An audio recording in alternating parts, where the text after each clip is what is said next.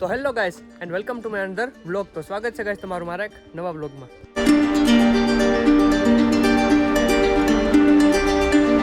તો ગાઈસ આજે હું આવી ગયો છું ઘુમલી, અને ઘુમલીનો આપણે અહીંયાનો આ ગેટે પણ આવી ગયો હું, અને આ ગેટ પણ નવો બન્યો છે. પેલા હતો ને એવો ગેટ કે કયા એવો રસ્તો, અને આપણે જવાનું છે સીધું નવલખે. અને અમારા મિત્રો આવી ગયા છે, બધા બેઠા છે, અને અમારે જવાનું છે નવલખે. અહીંના આઈ થિંક ઘણા બ્લોગ આવી ગયા છે, પણ મારો અહીંનો નવલખાનો કંઈ બ્લોગ નહોતો. તો એમાં એવું હતું કે બધાયના બ્લોગ આવ્યા હોય ને આપણો બ્લોગ ના બને, એવું બને જ નહીં ને. તો આપણે પણ કંઈક એવું ડિફરન્ટ બતાડવાનું ટ્રાય કરીએ. તો ચાલો હું તમને મળું ડાયરેક્ટ નવલખે જઈ.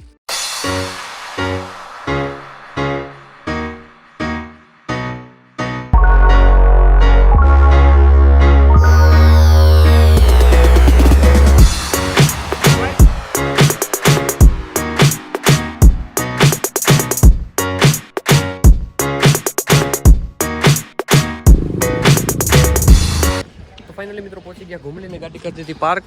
અને અહીંયા હજી તડકો એમ તો હારા માયલો લાગે છે, એટલા માટે હવે થોડોક રસ પી લઈ, અને રસ પીને પછી હું ડાયરેક્ટ તમને સીધો મળો અહીંયા નવલખે જઈ. ઓહો ભારી કામ નો, પણ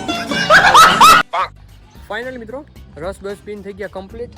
અને આપણા નવલખાની સામે એક્ઝેક્ટ નવલખાની સામે આપણે એક વાય આવેલી છે. આ જૂની જ વાય, આની માથે જારી મારી દીધી, કેમ કે આમાં કંઈ ઢોર જનાવર કે માણસ પડવાની કોઈ પડે નહીં ને, એ માટે. અને એક આપણે અહીંયા સામેની બાજુ એક ગણપતિ બાપાનું એક મંદિર પણ મસ્ત છે. અને મારા બધા મિત્રો આ પહોંચી ગયા છે, મારી બધા રાહ જોઈ છે. વાહ, કૂવો બતાડવામાં થોડોક આગળ પાછળ થઈ ગયો. અને જુઓ તમે એ બનાવટ એક નંબરે. તો મિત્રો તમને અહીંયા 3 આ પારી દેખાતી છે પીળા કલરની. જો કે એ અહીંયા આવી ગયેલી છે, એને ખબર છે કે પહેલાં અહીંયા કંઈ એટલી કંઈ નથી. એ આ હમણાં નવી બની છે, કેમ કે અહીંયા બોર્ડર એટલી હતી, તૂટી ગઈ હતી, અને ત્યાંથી પડવાની ને એવી રીતની બીક ને બધું હતું. અને જુઓ તમે કેવી બનાવટ, એક નંબર. હા હા, ફાઇનલ મિત્રો અહીંયા પહોંચી ગયો નવલખે. પણ અહીંયા તો યાર આ શું કર્યું કંઈ સમજાતું નથી. અહીંયા આગળ કાંટા નાખી દીધા છે, અને આ બંધ છે એવું કહીએ.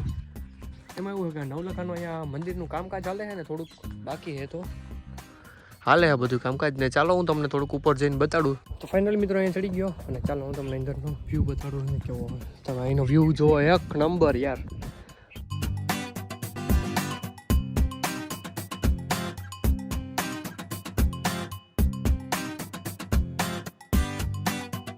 ને મિત્રો એવું આપણે કહેવામાં આવે છે ને, એવું આપણી પાસે ફોટો પણ છે.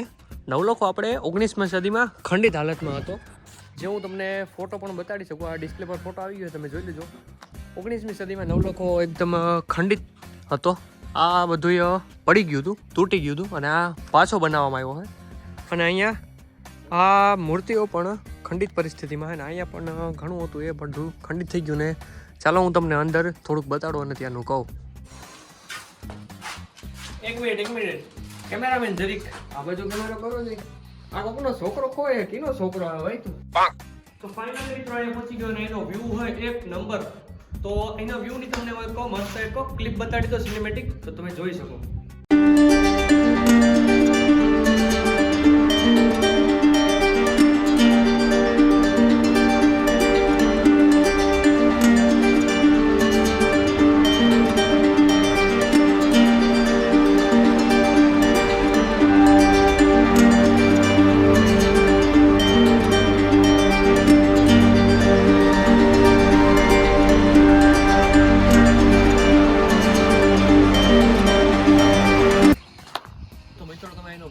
કેટલો હોય એક નંબર. અને જુઓ આ પારી પણ પેલા હતી ને, આ પારી આઈ થિંક હમણાં 1 મહિનો પહેલા જ બનાવવાની કે નહીં જઈશું?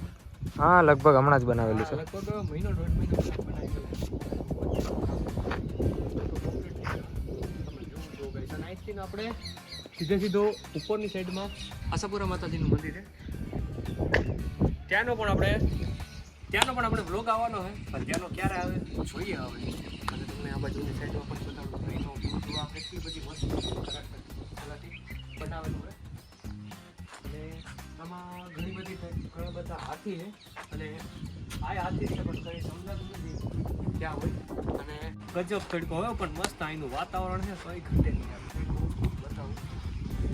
અને આપણે આ બાજુ આપણે અહીંયા આ નવલખાનો જે એક પાઠ છે અને એનું નામ શું હોય એ કંઈ ખબર નહીં પડે. અહીંયા એક આપણે આ બાજુની સાઈડમાં જ્યાં લાલ કલરનું દેખાય એ આપણે ગણપતિ દાદાનું મંદિર છે. એનો પણ આપણે વિડીયો બનાવીશું ત્યાં જઈને. અને ચાલો તો અત્યારે તો હજી એટલી કંઈ પબ્લિક નથી, પણ કેટલા રાતના તો નહીં, પણ હમણાં 5-6 વાગશે એટલે અહીંયા પબ્લિક અંબા છે ને એટલી પબ્લિક થઈ જાય.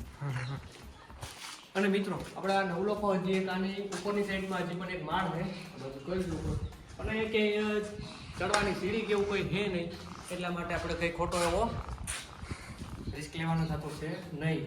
અને આ નવલખાને 11મી શતાબ્દીમાં જેઠવા શાસકો દ્વારા બનાવવામાં આવ્યું હતું અને સૂર્યદેવને સમર્પિત કરીને આવ્યું હતું. અને આ ગુજરાતનું સૌથી જૂનું સૂર્ય મંદિર ગણવામાં આવે છે. તો મિત્રો હવે હું તમને નવલખા વિશે થોડુંક ડિટેલથી કહીશ. ડિટેલથી મતલબ કે આના ઇતિહાસ વિશે તમને કહીશ.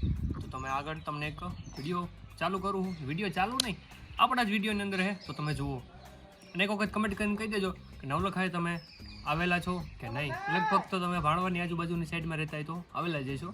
અને અહીંનો હું તમને એડ્રેસ દઉં તો આપણે ભાણવડથી કેટલા 5 થી 7 કિલોમીટર જેટલો આ નવલખો થતો હોય છે. અને આપણે બેસ્ટ પ્લેસ છે આપણે ફરવા આવવા માટેનું.